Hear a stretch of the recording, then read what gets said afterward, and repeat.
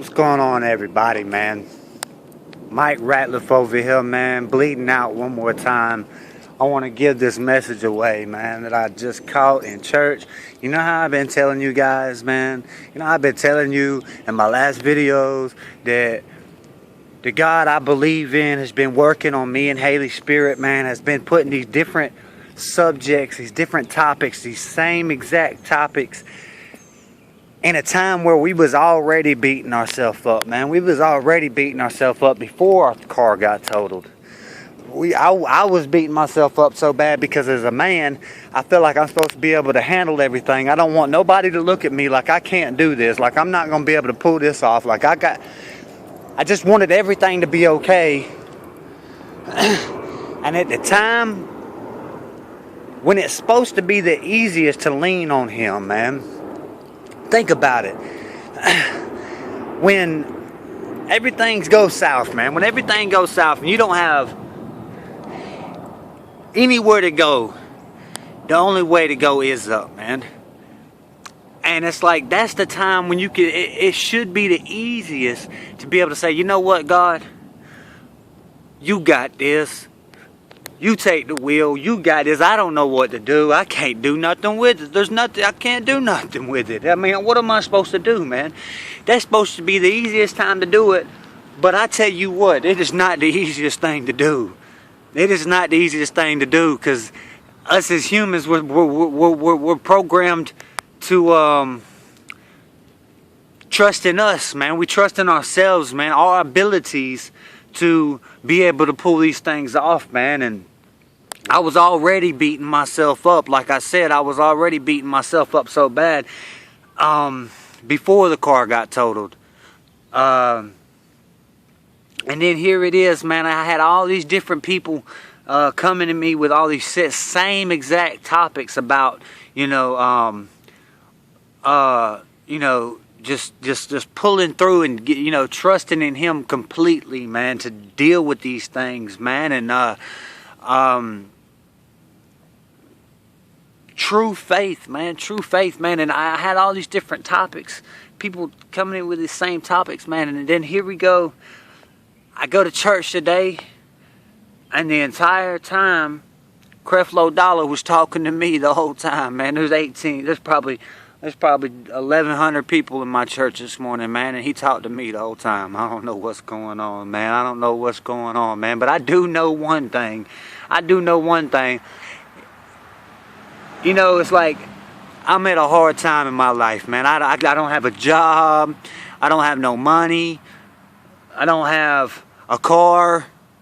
Got plenty of responsibilities, though. Plenty of bills, man. And I don't see it. I don't know like where it's gonna come from. I have no clue what to do.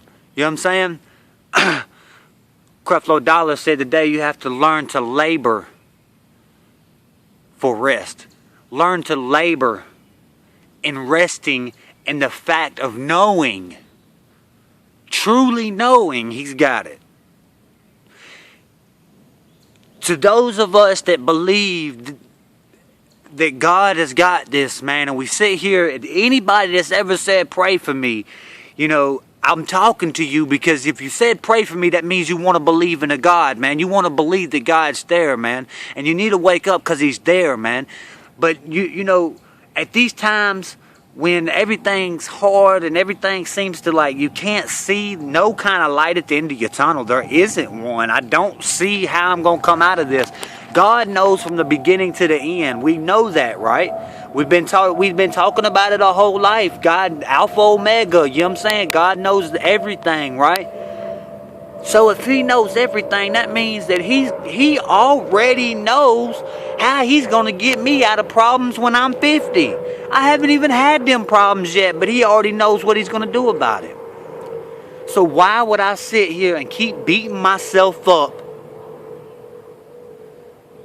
and waste chances and opportunities and basically spit in his face and say, you know what, I believe in you, but I ain't going to believe you're going to be able to get me out of this. I don't see any way you can do it.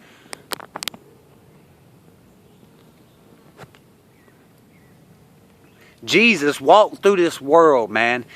And like Creflo Dollar said, Jesus was a really cool dude, man. Jesus was a really cool guy, man. Jesus was a cool dude, man. He walked through this world just so calm and content. People hated this dude, man. People hated this guy, man. They wanted to get at this man, man. They wanted to get at this guy, man, and he just didn't care. He already knew, but see, he already knew what it was going to be. You know what I'm saying? He knew what was coming. When he went out on that water, man, he said, all right, look, we're going to go to the other side of this ocean, man. We're going to go to the other side, man. We're going over here. He got on the boat and he went downstairs and he went to sleep. Then that storm came. I'm talking about a storm with 40-foot waves or something probably, man. I don't know. Just imagine being out on that ocean, man, and a storm comes and you're in this little boat, man. You see, these other guys, like Creflo Dollar said this morning, these other guys that was on this boat, these other guys, see, they are trained in religion. They're trained that we got to do something. We got to make it happen. We got to do God's work for Him, basically, is what a lot of religion likes to teach, man. And it's like, so they're down there waking them up. We got to do something. We're tripping like, this boat's fitting to sink any minute now, dude. It's like, what's going on, man? What's going on? Man, Jesus is not worried about that storm. He doesn't care. He believes God's got his back. Now, knowing that, I automatically had a thought that, hard times are going to come. We can't have the kind of belief where we're going to believe that nothing ever bad is going to happen to us. Because, see, a lot of people like to try to blame our own actions as people, as human beings, as a society on God. No. If somebody runs a plane into a Twin Towers and a lot of people die, why does that have to be God that did that? There's always something to learn from every situation if you look at it the right way, man. There is always something to learn, man. If you trust God into bringing you out of this situation, if you trust God, and if you say you believe in God, you need to start trusting Him, man, because I'm here to tell you, I believe and I claim right now that God is going to be showing a lot of glory through my life right now, man. You know what I'm saying? I don't have a clue what to do.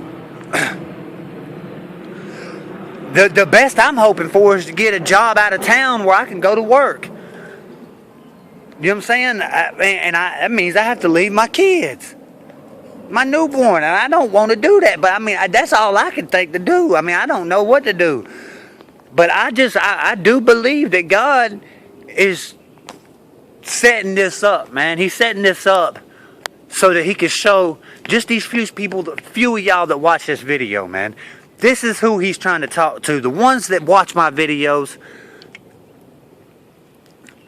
I can't touch everybody. I'm not viral. I'm not a movie star. I'm not a rap artist. I'm not an actor. You know what I'm saying? I'm not nobody, dude. But I'm somebody for Him. I'm somebody that He is using to show the people that I can get to, the ones I can touch, the ones I can relate with, the ones that will listen to what I'm saying. I'm somebody that He's trying to get through to get to you. So all I know, man, is Jesus ain't scared of no storm, man. Jesus wasn't scared of no storm. Jesus had a complete relationship with God, man. An unbreaking relationship with God until He went on that cross. And when He went on that cross, He said, Father, why have Thou forsaken me? See, that was a question for us to answer. Why did He say that? Through a Bible study, I know this to be the truth. He said that because at that point at that very second, that communication with Him and God disconnected. He was cut off from God because God is not allowed where sin is. And at that moment, that's when all the sins of the world was put on this man. And God can't be there. That disconnection was broken. That's why when we walk through life every day, you know, that James P. Gills has got a book, and he says that, you know, if it was done the right way, life would be nothing but one continuous prayer. That's why monks go into these monasteries and they just stay in these monasteries, and a lot of them vow never to talk again because they're scared that if they talk, it's going to break that connection with God. You know what I'm saying? To me, I don't feel like that's fair because they're holding all that knowledge and wisdom to themselves instead of giving it to other people. You know what I'm saying? I'm not going into no monastery. I'm not no monk. I won't pray all day, every day. But see, that's the problem. The minute we stop breaking that, like say you walk around, if you're like me, I pray a lot, man. You know what I'm saying? And praying don't have to be on bended knee. I walk around and I'm talking to God like I'm talking to God right now while we're speaking right now. You know what I'm saying? God, I know you're working right now, Father. You know what I'm saying? I'm talking to Him right now, and it's like, okay, so since I'm talking, you know what I'm saying, and since I'm in this communication, I don't have room for any other kind of demonic type spirits to come into my life. But you see, it is a battle, not of flesh and blood, but of spiritual warfare, dude. It is like the minute you stop praying and you break that relationship with God, everybody that believes in God that's listening to this knows what that spirit feels like. They know what that Holy Spirit feels like. They know when they are in the presence of God. You know what it feels like. When that relationship right there, when that is broken, that leaves your vessel, your body, completely open for any kind of spirit that wants to get in it. And it comes in so many different forms. It comes in the form of a girl walking by in these tight little shorts, and it's like, oh my good. And just that quick, man, that's how them demons get into you, man. And it's something we have to fight for, man. It's something we have to strive for. We have to labor. We have to labor for His rest, man. We have to labor to learn to be content in all ways. We have to labor for that. They say faith without works is dead. There's so many different aspects. God wants each and every one of us to be successful, man. But there's so many different aspects of our lives that we have to touch into, that we have to tap into, that we have to take hold of and give to Him, and actually get out here and put ourselves in a position to be what it is He wants us to set out, that He set us out here to be, man. We can't do it like Creflo Dollar said. He said rest and labor didn't mean like go home and sit down on your couch and watch TV and say, well, Creflo Dollar told me to rest. No, sir. That ain't what he meant. That is not what he was talking about, man. That is not what this man was talking about, man. He did not say, go sit on your butt and wait for something cool to happen. It's not how it works, man. You just stay positive, man. You keep that aura about yourself, man. You keep your head up, man. In your hard times, you keep your head up, man. You say it's good. And it's not easy to do that, man. Promise you, it's not easy, man. I promise you, it's not easy. We still fight with it daily over here. That's why he said labor for that, man. Work towards it. Fight for it. Push towards it. Go harder. Go hard for something that's worth going hard for instead of these streets, man. Let's get it, man. Bleed it out of ENT, man. If it's on your heart, man, please share this message, man. Give this message away to somebody, man. I don't know, man. I'm just kind of feeling it today, man. I'm feeling good, man. I'm not going to let this stuff beat me, man. I'm finna get it, man. Somehow, some way, God will be exalted. You guys just keep watching. Keep watching. Things are going to get better. And I promise you, you ain't going to have no choice but to say, what? Look at it. I thought he didn't have a car. I mean, what they got going on now, man? They didn't have a car, no job, no nothing, man. Every one of y'all that believe in God know I'm talking about some real stuff, man. I just ask y'all to please just start seeking Him, man. Start seeking Him, man. He'll start working on you, man. He'll start to put things in your life. He'll set things and people in your life and different messages into your life, man, that will most definitely help them, man. And anybody that's got any kind of questions or any kind of things that I can answer, I don't know it all.